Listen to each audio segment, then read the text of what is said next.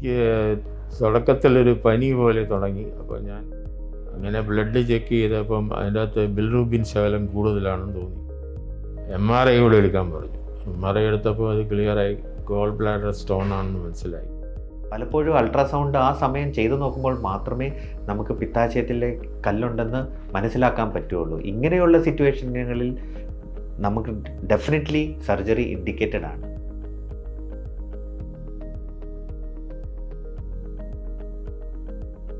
എൻ്റെ പേര് വിജയകുമാർ എന്നാണ്. ഞാൻ ചങ്ങനാശ്ശേരി ഇത്തിത്താനത്തു നിന്നാണ് വരുന്നത്. എനിക്ക് തുടക്കത്തിലൊരു പനി പോലെ തുടങ്ങി. അപ്പോൾ ഞാൻ ഒരു ഹോസ്പിറ്റലിൽ പോയി ചെക്കപ്പ് ചെയ്തു. അപ്പം ആൻറ്റിബയോട്ടിക് തന്നു. അങ്ങനെ അത് കുറഞ്ഞു. അത് കഴിഞ്ഞ് 2 ദിവസം കഴിഞ്ഞപ്പോൾ എനിക്ക് കഴുത്ത് വേദനയായിട്ട് തുടങ്ങി.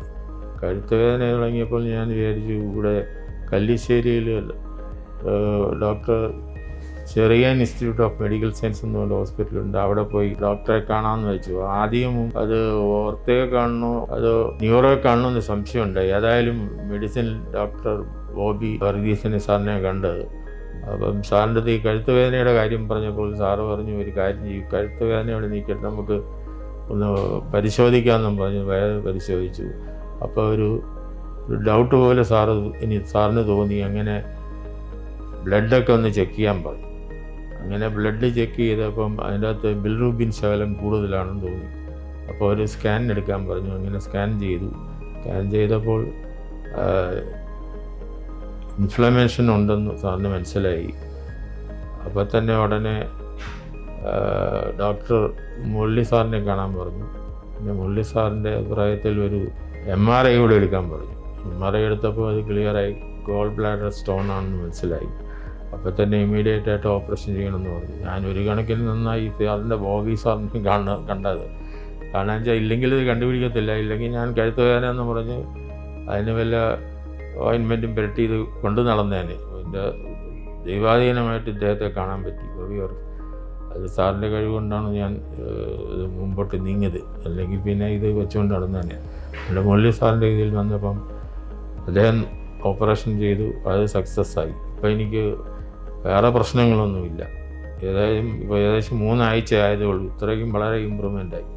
നമസ്കാരം, ഞാൻ doctor Murali Appukuttan, consultant gastro surgeon, gastro onco HPB and transplant surgeon, doctor KM Cherian institute, Chengannur. പിത്താശയത്തിലെ കല്ല് മൂലം കല്ല് താഴോട്ട് പോയി അതിൻ്റെ കോംപ്ലിക്കേഷൻസ് ഉണ്ടായി നമുക്ക് എമർജൻസി ആയിട്ട് സർജറി ചെയ്യേണ്ടി വന്ന ഒരു അച്ഛൻ്റെ കഥയാണ് നമ്മൾ കേട്ടത്.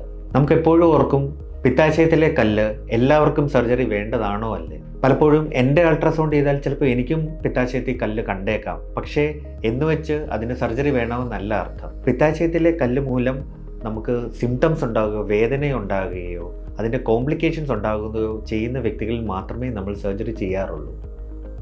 വർഷത്തിൽ 1-2% ആൾക്കാർക്ക് മാത്രമേ പിത്താശയത്തിൽ കല്ലുള്ളവരിൽ വേദന അനുഭവപ്പെടുകയോ കോംപ്ലിക്കേഷൻസ് ഉണ്ടാകുകയോ ചെയ്യാറുള്ളൂ. അങ്ങനെയെങ്കിൽ 30 കൊല്ലം പിത്താശയത്തിൽ കല്ലുള്ള എല്ലാവരുടെയും നമ്മുടെ സർജറി ചെയ്യുകയാണെങ്കിൽ ഒരു 30 കൊല്ലം കൊണ്ട് 70% ആവശ്യമില്ലാത്ത സർജറികളായിരിക്കും നമ്മൾ പലപ്പോഴും ചെയ്യുക. എങ്ങനെയാണ് പിത്താശയത്തിലെ കല്ലുകൾ സിംറ്റമാറ്റിക് ആകുന്നത്?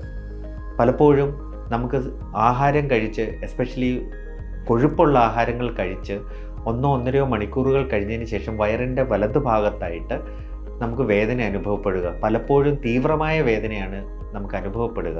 പലപ്പോഴും ആശുപത്രിയിൽ പോകേണ്ടതായിട്ടും വരാറുണ്ട്. 3-4 മണിക്കൂർ കഴിയുമ്പോൾ ഈ വേദന തന്നെ മാറുന്നതായിരിക്കും. പിന്നെ ദിവസങ്ങളോ മാസങ്ങളോ ആഴ്ചകളോ വേദന കണ്ടില്ല എന്ന് വരും. പലപ്പോഴും അൾട്രാസൗണ്ട് ആ സമയം ചെയ്തു നോക്കുമ്പോൾ മാത്രമേ നമുക്ക് പിത്താശയത്തിലെ കല്ലുണ്ടെന്ന് മനസ്സിലാക്കാൻ പറ്റുള്ളൂ. ഇങ്ങനെയുള്ള സിറ്റുവേഷനുകളിൽ നമുക്ക് ഡെഫിനറ്റ്ലി സർജറി ഇൻഡിക്കേറ്റഡ് ആണ്. ഒരിക്കലും വേദന വരാത്തതോ സിംറ്റംസ് ഇല്ലാത്തതുമായ പിത്താശയത്തിലെ കല്ലുകൾ അതിന് സർജറി ആവശ്യമുള്ളതല്ല.